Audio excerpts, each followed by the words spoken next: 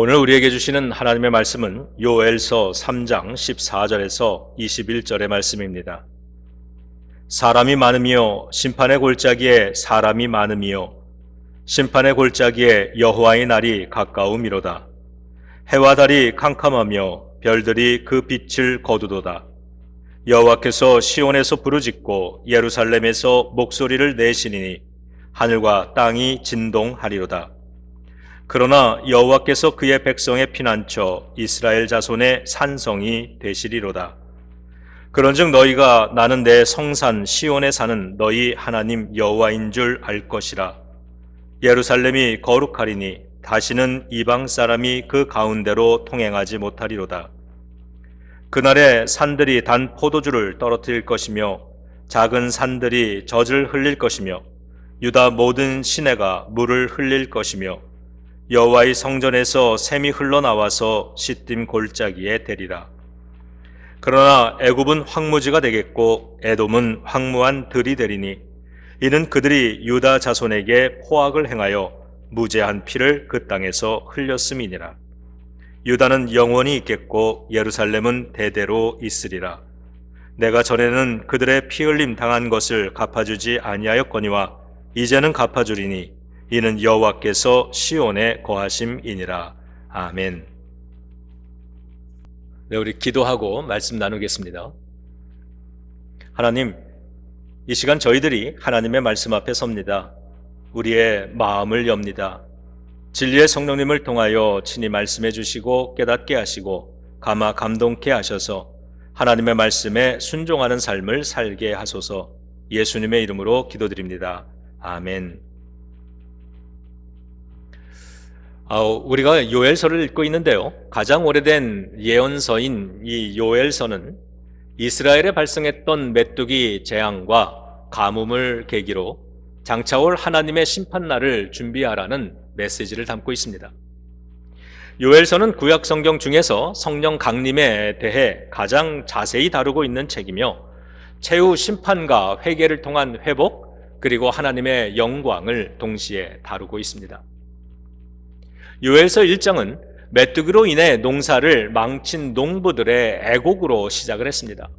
여러 종류의 메뚜기 떼들이 연속적이고 순차적으로 찾아왔습니다.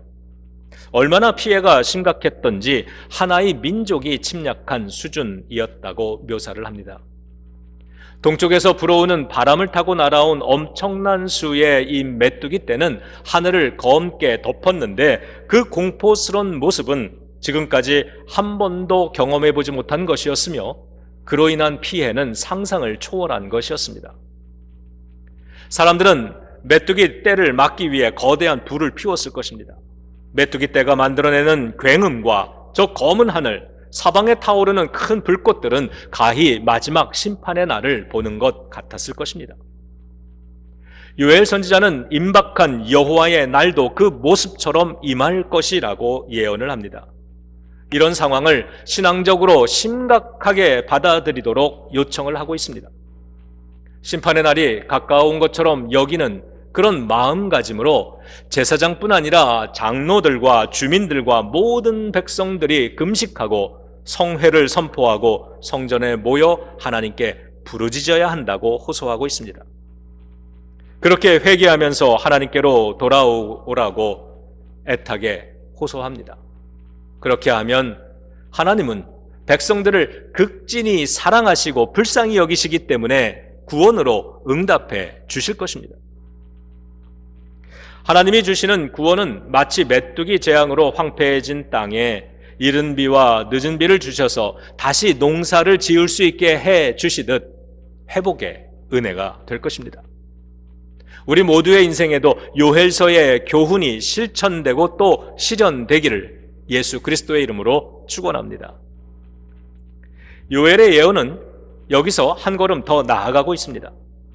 구원받은 성도들에게는 장차 성령을 보내줄 것이며 그들은 하나님의 나라를 맛보게 될 것이라고 예언합니다.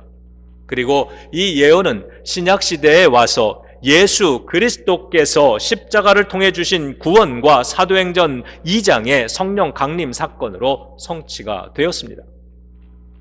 우리 모두의 심령에도 구원과 성령의 충만함이 날마다 체험되기를 축복합니다. 오늘 우리는 이러한 요엘서의 마지막 부분을 읽었습니다. 오늘의 본문은 여호와의 날이 다가오고 있다는 말씀으로 시작을 하였습니다. 그리고 여호와의 날은 심판의 날이라고 알려줍니다. 그뿐이 아니라 심판의 골짜기에 사람이 많다는 말을 2번이나 반복함으로써 심판받을 대상이 너무나도 많은 현실임을 우리들에게 알려주고 있습니다. 이것이 우리가 살고 있는 세상의 현실입니다. 15절과 16절은 여호와의 날이 어떤 모습으로 열려지는가를 알려줍니다. 그날에 해와 달은 캄캄해지고 별들은 빛을 잃어버릴 것입니다.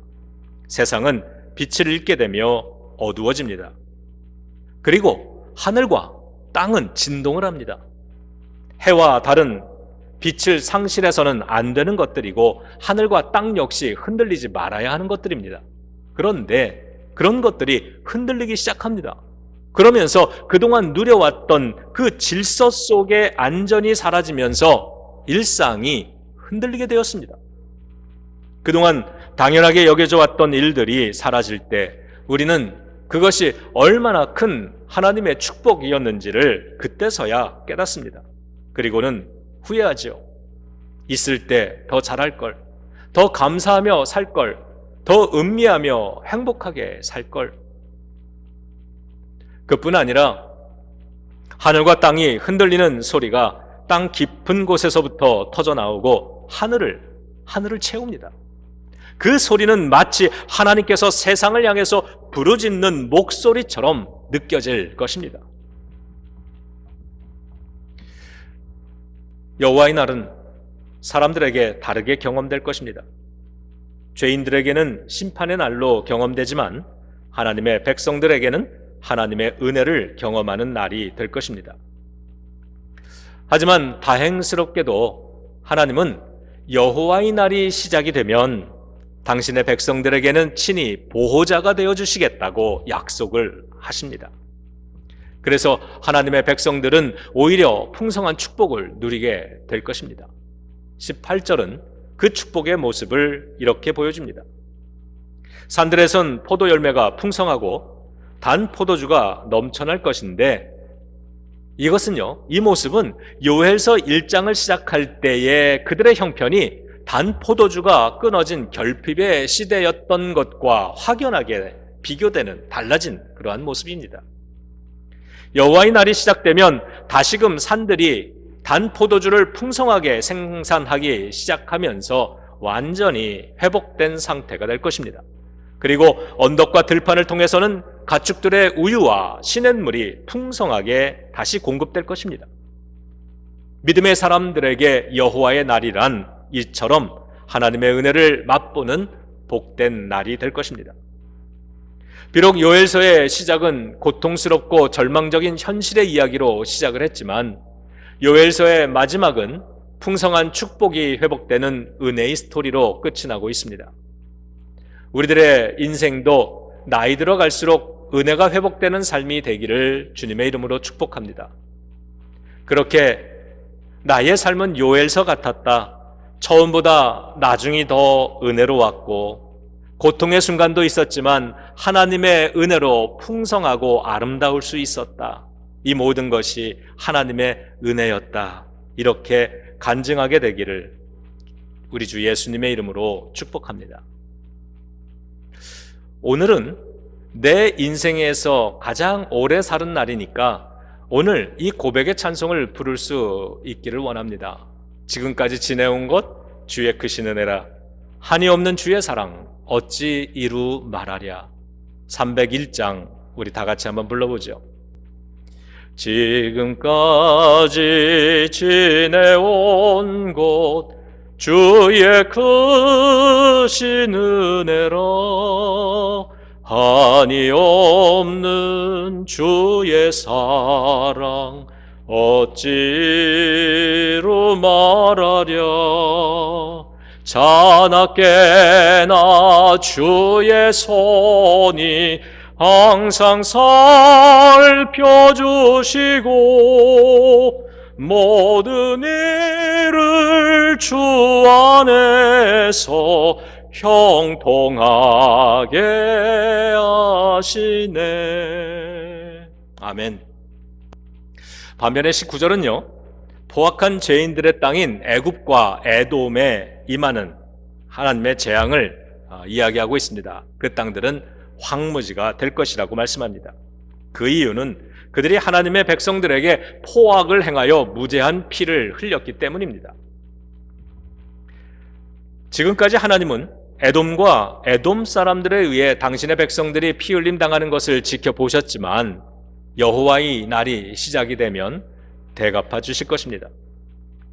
믿음 지키며 사는 성도들이 어려움을 당하고 순교의 피를 흘리는 모습에 대해 하나님이 마치 침묵하시는 것처럼 여겨질 때가 있습니다. 그러다 보니 시련을 당하는 성도들은 낙심하고 시련을 주는 악인들은 담대해집니다.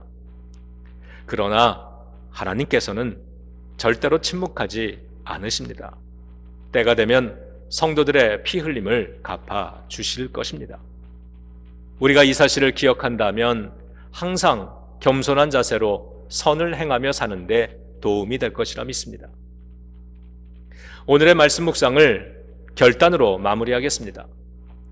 요엘 선지자의 예언은 우리 기독교인들에게는 예수 그리스도께서 다시 오셔서 악한 자들을 심판하시고 성도들에게 영원한 축복을 주신다는 믿음의 확신을 심어줍니다.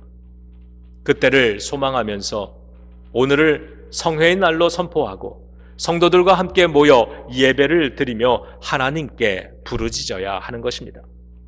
그러면 단 포도주와 젖과 꿀과 생수가 풍성하게 흐르는 그 유다와 예루살렘 땅은 예수 그리스도 안에서 우리들의 교회와 가정과 믿음의 터전이 될 것이고 그 터전에서 그대로 성취가 될 것입니다.